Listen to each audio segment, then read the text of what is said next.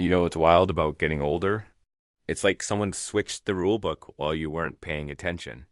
One day you're 17 thinking 30-year-olds have their entire lives figured out. And then, boom, you're 32 standing in Target at 9 p.m., wondering if buying a houseplant counts as having your life together. Spoiler alert, it doesn't. But we're buying it anyway because maybe this succulent will be the thing. That finally makes us feel like a real adult. Here's what nobody prepares you for about aging. You don't suddenly wake up one morning feeling wise and put together. You wake up feeling like the same confused person you've always been.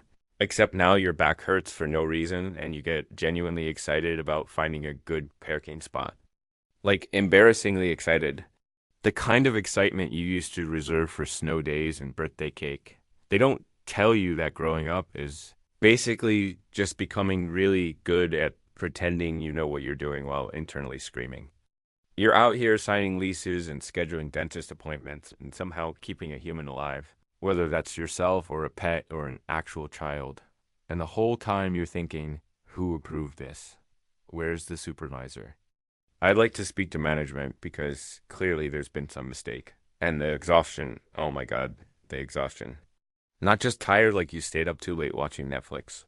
We're talking about bone deep, soul crushing, existential tiredness that no amount of coffee can fix. You could sleep for 12 hours and still wake up feeling like you got hit by a truck driven by your own anxiety. People will say, you just need to drink more water, get some exercise, try a morning routine. Meanwhile, you're over here like, I tried a morning routine. I woke up, immediately regretted being conscious, and went back to bed. That's my routine. The hardest part isn't even the physical stuff. Sure, your knees start making sounds like bubble wrap, and you pull muscles doing absolutely nothing. I threw out my back putting on socks last week. Socks, not deadlifting. Not moving furniture. Putting on cotton foot coverings nearly sent me to urgent care. But the real kicker is mourning all the versions of yourself you thought you'd be by. Now, remember that person you were going to become? The one with the perfect credit score and a skincare routine and the ability to keep plants alive? The one who meal preps on Sundays and actually uses that gym membership and knows what a 401,000 is without having to Google it every single time. Yeah, that person is living in a parallel universe where everything makes sense in adults, actually. Adult instead of just winging it with increasing desperation. Instead, you're here ordering takeout for the fourth time this week while wearing the same hoodie you've had since college, wondering if this counts as dinner or if you should feel guilty about not cooking. The answer is it counts as dinner and you should not feel guilty, but you will anyway because that's what we do now. We feel guilty about everything. Eating too much, eating too little, not exercising, exercising but not enjoying it. Sleeping. Too much, not sleeping enough, working too hard, not working hard enough. It's like we invented guilt as an extreme sport. Your social life becomes this weird scheduling nightmare where making plans feels like trying to coordinate a NASA mission. Hey, want to hang out? Becomes, how does 3 months from Thursday look? And then you both forget to follow up because you're too tired to maintain friendships and too anxious to admit. You're too tired to maintain friendships. You used to see your friends every day without thinking about it. Now, you celebrate if you exchange memes once a month and somehow that has to be enough connection to sustain you through the apocalyptic wasteland of modern adult life. Nobody tells. That loneliness becomes this weird, constant companion. You can be surrounded by people and still feel completely isolated. You can have everything you thought you wanted and still feel like something essential is missing. You can be loved deeply and still feel like you're floating through space, untethered from everything that used to make sense. And then you feel guilty for feeling lonely because you have people who care about you, which makes you feel more alone, which makes you feel guilty. And suddenly you're trapped in an emotional hamster wheel of your own creation. The worst part is realizing that happiness isn't this permanent state you achieve once you check off enough boxes. It's not a destination you arrive at after collecting the right job, the right relationship, the right amount of money in your savings account. It's these fleeting moments scattered throughout the chaos. It's laughing so hard at a stupid video that you forget to be anxious for 30 seconds. It's finding a song that perfectly captures how you feel. It's your pet doing something adorable. It's a text from a friend at exactly the right moment. It's small and fragile and gone before you can grab onto it. Here's something that'll mess with your head. You're living through some of your lasts without knowing it. The last time you'll feel truly carefree. The last spontaneous road trip before you became someone who checks gas prices and worries about tire pressure. The last time you'll laugh without thinking about whether you're laughing too loud or if people think you're weird. The last sleepover. The last time you'll stay up all night talking about everything and nothing. The last moment before responsibility settled into your bones like concrete dot and it hits you in the strangest places. You'll be walking through a grocery store and see something from your childhood. And suddenly you're crying in the cereal aisle because you realize that version of you is gone forever. The kid who believed anything was possible, who didn't know about credit scores or insurance premiums or the way hope can slowly leak out of you like air from a punctured balloon. You can't go back. No amount of nostalgia or throwback playlists can actually transport you to when things felt simpler. When the biggest decision was what to watch after school, but here's the thing they don't tell you. And listen closely because this might be the most important part. You get to choose. Every single day, you get to choose to stop abandoning yourself. You get to choose to stop living like you're auditioning for a life that belongs to someone else. You get to choose to be here right now with this weird, messy, heartbroken, still figuring it out version of yourself. Life isn't a ladder you climb to some final perfect version of yourself. It's not a test you can pass or fail. It's more like wandering through a forest where sometimes you're running toward something beautiful, sometimes you're completely lost, and sometimes you're sitting under a tree having a complete breakdown about whether you're wasting your life while simultaneously posting Instagram. Stories that make everything look fine. You think you're behind, but behind what? Behind who? Everyone else is making it up as they go too. Some people are just better at hiding the fact that they have no idea what they're doing. The ones who look like they have it all together, they're crying in their cars after work too. They're also Googling how to be an adult at 2 a.m. They're also wondering if they're doing life wrong. If there's some secret manual everyone else got that explains how to feel like you belong in your own existence. You know what changed everything for me? This story about a crackpot. There's this woman who carries 2 pots to get water every day. One is perfect, never spills a drop. The other is cracked and leaks water the entire walk home. For years, the cracked pot feels useless, like it's failing at its only job.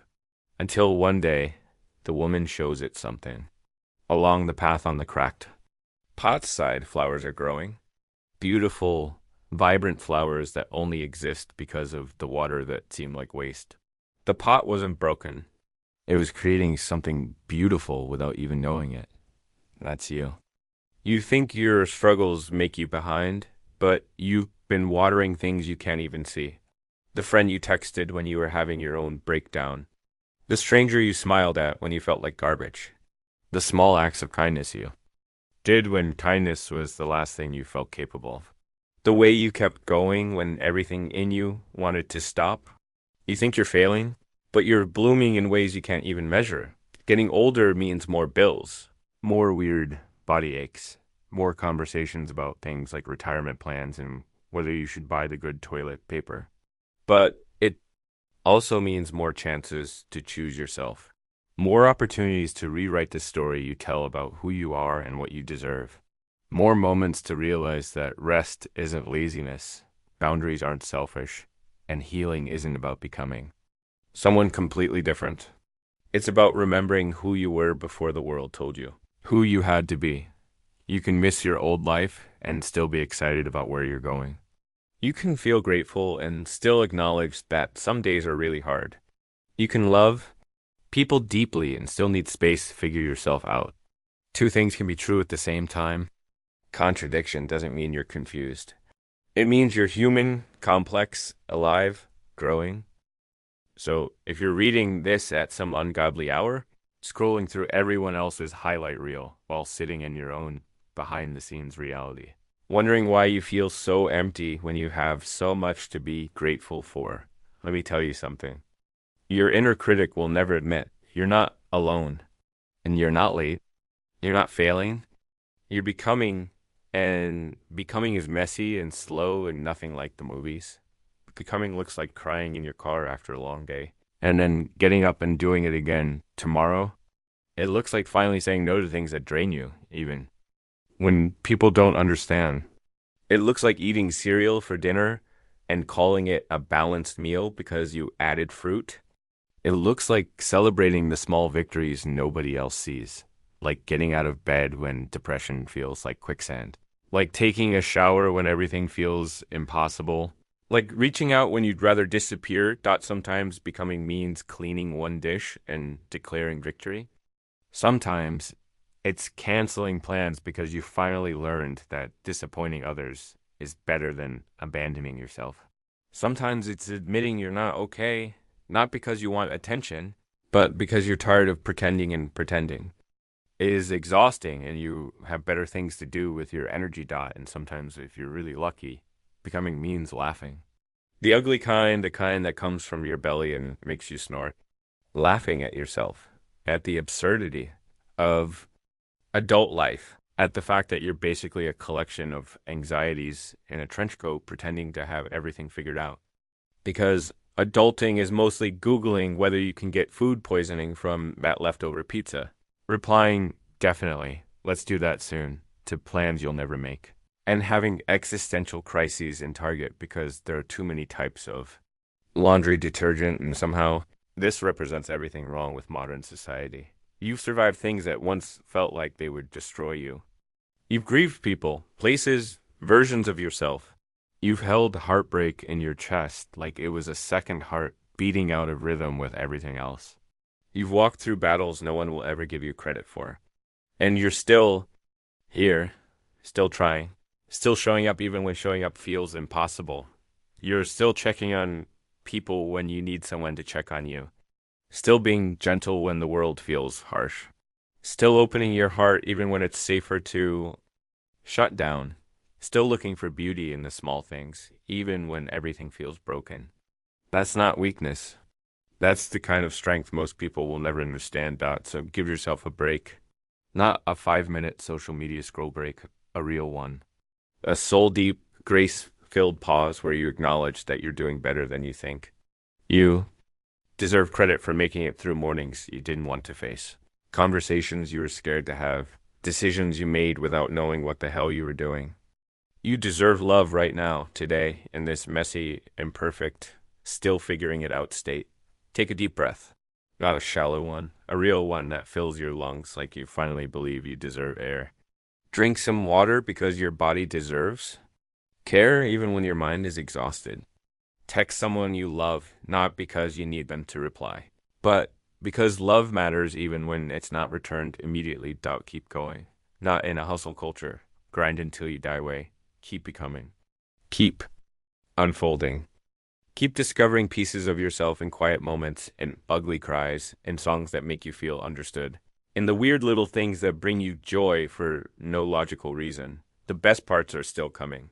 The friendships that feel like home, the moments when peace sneaks up on you, the nights you fall asleep from contentment instead of exhaustion, the mornings when you wake up curious instead of anxious, the version of you that's waiting down the road, not perfect, not healed from everything, but real and rooted and brave enough to take up space in your own life. Getting older is strange and painful and beautiful in ways no one can prepare you for. But maybe it's when life finally starts making the kind of sense that has nothing to do with having it all figured out and everything to do with being okay with not knowing. The kind of grace you whisper to yourself in the dark when no one else is listening. The kind that says you're enough right here, right now, cracks and all.